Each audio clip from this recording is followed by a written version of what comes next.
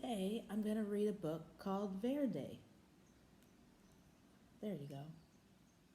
I think it's about a snake. Do you like snakes? This is by Janelle Cannon.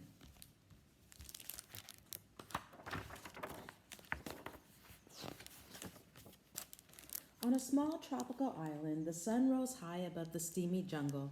A mother python was sending her hatchlings out into the forest the way all mother pythons do. Grow up big and green as the trees and the leaves, she called to her little yellow babies as they happily scattered among the trees. But Verdi dawdled. He was proudly eyeing his bright yellow skin. He especially liked the bold stripes that zigzagged down his back. Why hurry to grow up and be green, he wondered. Some of the older snakes in the jungle could tell him. Verdi ventured into the treetops to look for them.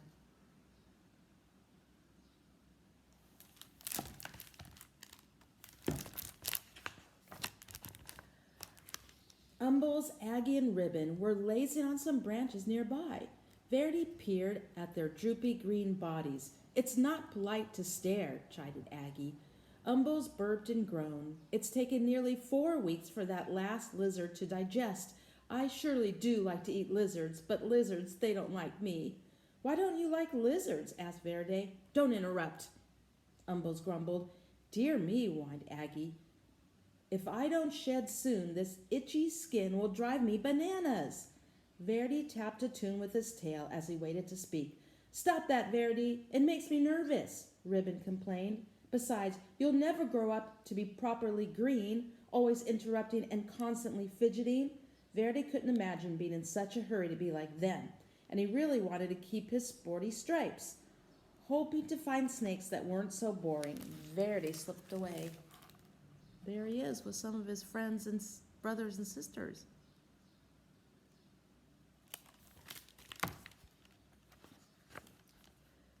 Dozer was snoozing in a tree not far from the others. Hello, said Verdi. Do you want to climb trees with me? I'm tired, Dozer growled. Do you go do a few laps around the jungle? Verdi's heart sank. Greens were not only lazy and boring, but they were rude.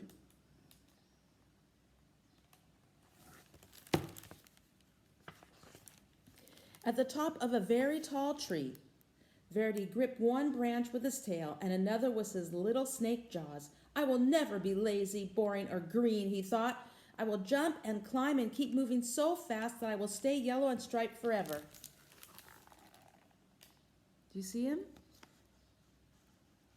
But then he let go. I wonder what happened. Uh-oh.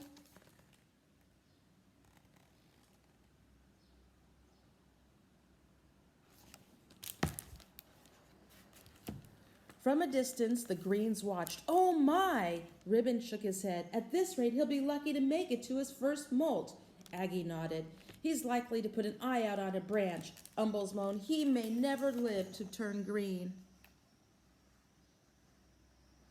You see him up in the air up there? He was having fun. But one day, Verdi's skin began to peel, revealing a pale green stripe stretching along his whole body.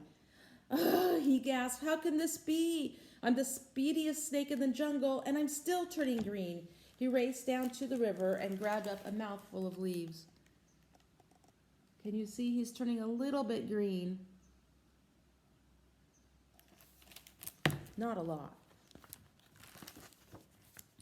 Verdi flung himself into the water. Maybe I can scrub off the green. I wonder if it'll come off. Before the fish could haul Verdi under, the frightened snake bit him in the nose. Ah! With a blast of his rubbery lips, the great fish seized, sending Verdi into the air, slapping him onto the shore.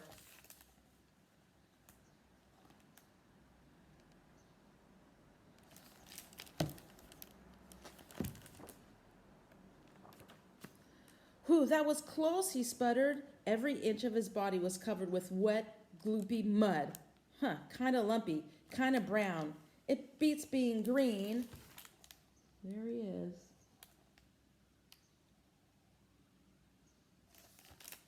Covered with mud.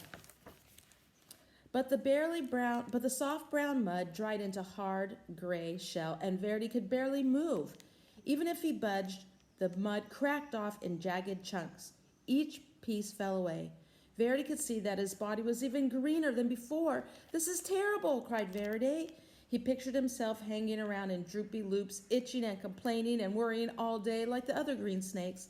He looked up into the sky where the sun blazed a beautiful yellow, just the color he used to be. Then he pulled a vine to the top of the tree. There you can see all the mud's coming off of him.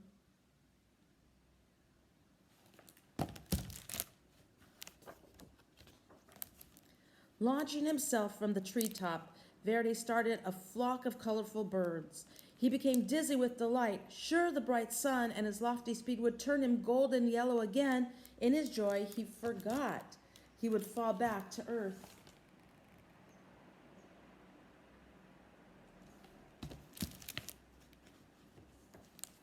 Whippity-whap, frip-frap, wham! Plummeting through the trees, Verdi landed in a crooked sprawl across a log on the forest.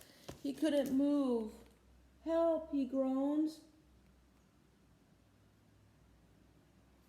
"I hope he'll be okay." As usual, the Greens had been watching Verdi's antics. They moved quickly to where he lay. "Didn't we say it would come to this?" Umbo said, shaking his head. Aggie sighed. "Lucky thing he's still got two good eyes." They gently lifted Verdi up to a safer place where they could watch over him while he got better and healed.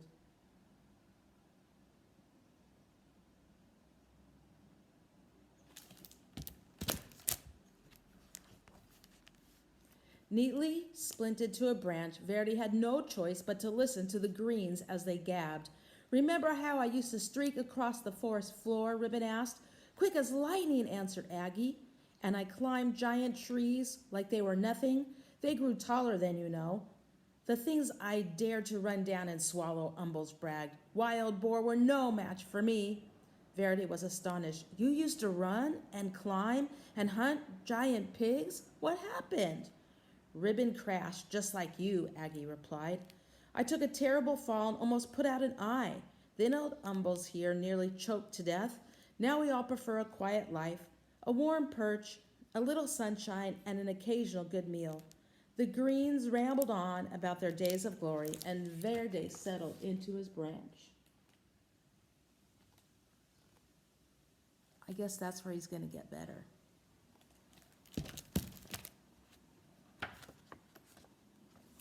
Finally, one afternoon, Umbles said, "Looks like you are ready to go again." He carefully untied Verdi from the bench.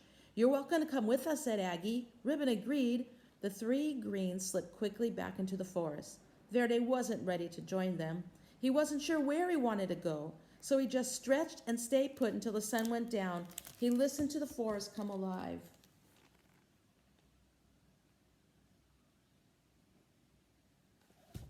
It's really turning green now.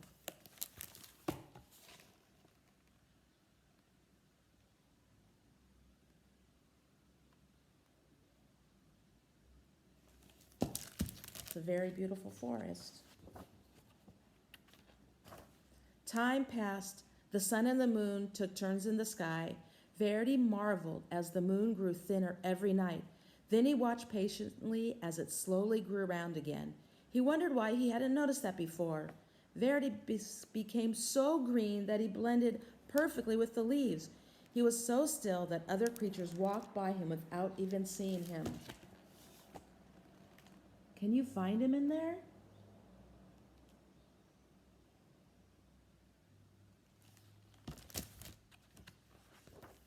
One fine morning, as Verdi basked in the sunshine, two small yellow snakes approached.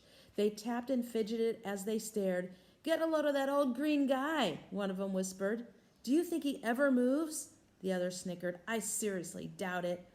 "They're just like I used to be," thought Verdi, and I'm now what I was afraid to be."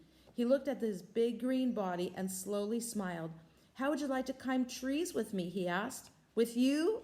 The yellows were astonished. "I'll even show you a fancy figure eight," Verdi replied, though he was a little worried about putting an eye out.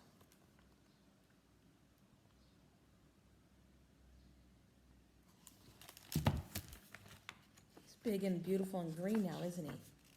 With practice, the three snakes performed a perfect triple figure eight.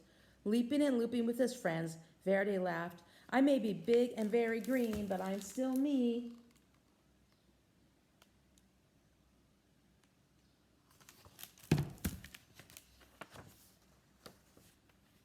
And that's the story of Verde. Do you know? In Spanish, verde means green.